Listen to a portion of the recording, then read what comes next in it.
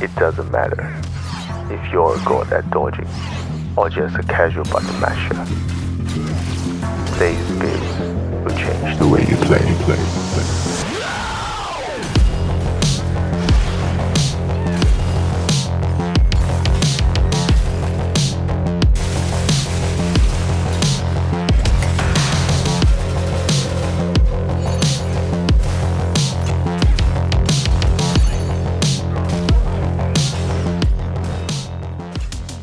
Hello guys, I hope you enjoyed that little intro. Your fun in Black Myth Wukong is just getting started in NG Plus or even NG+++++. With access to armors and new weapons, there are almost endless ways to defeat the boss. Before we get into the builds, let me quickly explain how most of us are overlooking some of the most useful perks and curios which are used in the builds. First one would be the life-saving strand.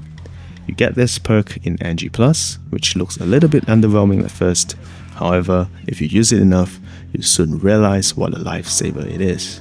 Not only does it guarantee you one resurrection, if you're lucky, you get multiple resurrections in a fight just like in this clip. Coupling that with a soul remigration peel, you'll have another life to continue the fight. Then with Stone Monkey transformation, you'll have another 2.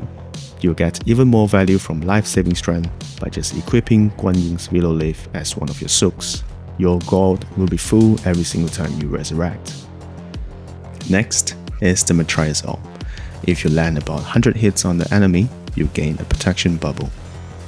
Every time you resurrect from life-saving strand, you'll instantly get this buff as well. However, it is extremely difficult to land 100 hits just from light attacks. You'll have to include either mobile spinning in your attack routines or Erlang's Spear. This buff is extremely useful. You'll be able to face tank an entire combo or a powerful strike without any healing. Now that we've covered the boring stuff, let's get into the builds. The build is up on the screen for your reference. Each page will be played for 3 seconds. You should prioritize your sparks for the highlighted notes. If you have extra, spend the sparks according to your playstyle. At rank number 5, we have the boys. Dodge the first attack, then go into Cloud Stab, call your boys, put down a Ring of Fire, and drink up. By the time you have drank 11 times, you should have your boys ready. Call your boys again, and you now have 12 boys. Go back into Cloud Stab for that auspicious lantern buff, charge your stuff to 4 focus points only, and release your attack. Put down another Ring of Fire and charge up to 4 focus points, then attack again. Dude, you forgot to say boom. Okay. Boom.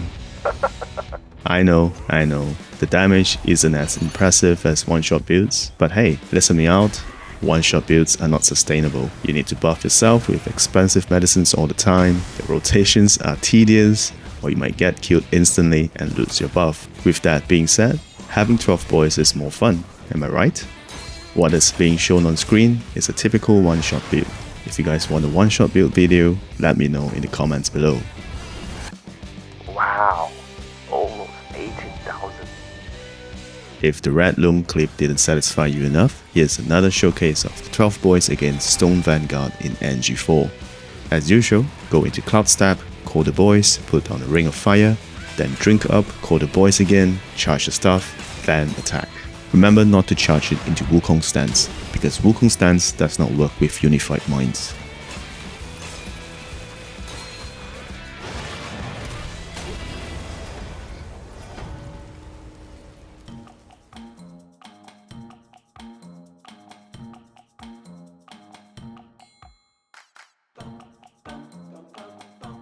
Alright, this is a fun one. At rank number 4, we have the Venomancer. You guessed it right, it's a poison build. This build is fun to play, but it's a little bit hard to execute, especially against bosses with long range attacks or AoE. Additionally, it's not viable against some of the bosses with poison immunity such as Black Loam, Stone Vanguard, Scorpion Lord, and so on.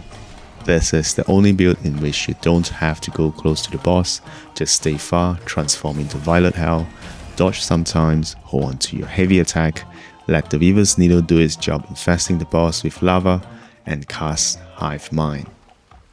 When the boss attacks, go into Cloud Step, drink your gold for the buffs, immobilize, pluck your hair, cast Weaver's Needle, make sure the boss is targeting your duplicates, transform, hold heavy attack when it's safe.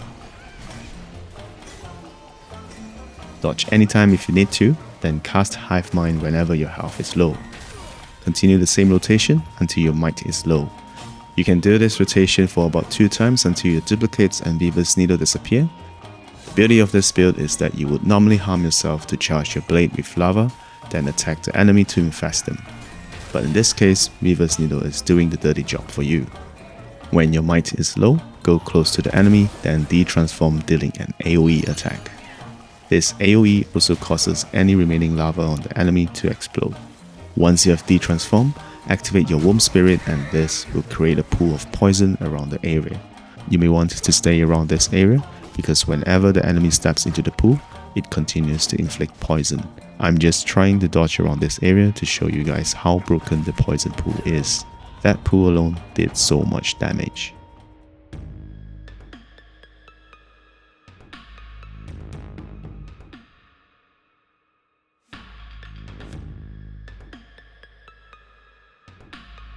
The next build is self-explanatory. Stagger Machine. You do a series of light attacks, transform into non-able after your 4th light attack, then into your light finisher. Very powerful build against enemies that can be staggered. If you do not break your combo, the enemies will not have a fighting chance against you.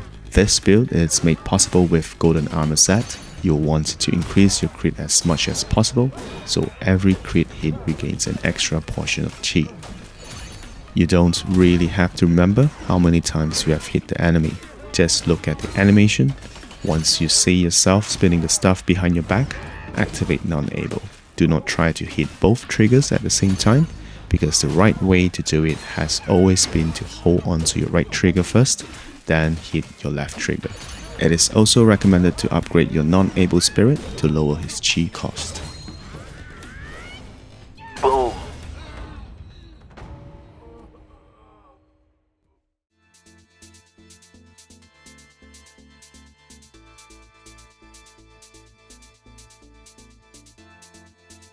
At rank number 2, we have the Chi Enjoyer.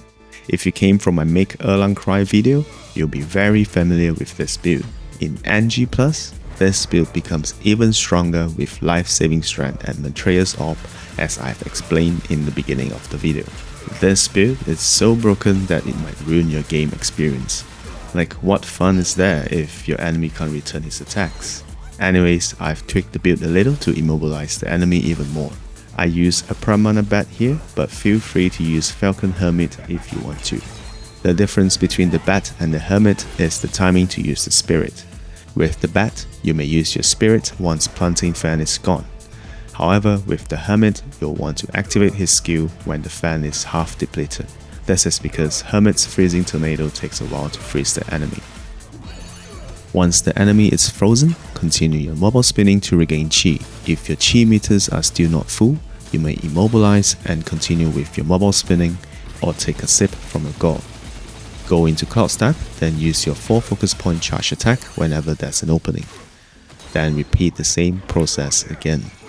Just a reminder, you can also activate your vessel while being in Cloud Step, and that will not take you out from your invincibility. Dude, you missed again. What a noob.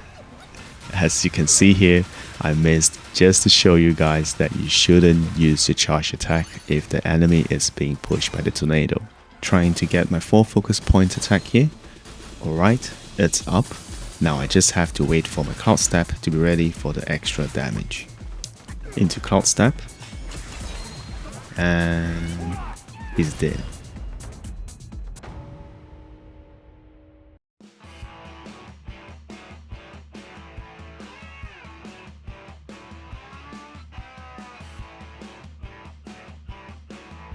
Finally, my number 1 build would be the Juggernaut.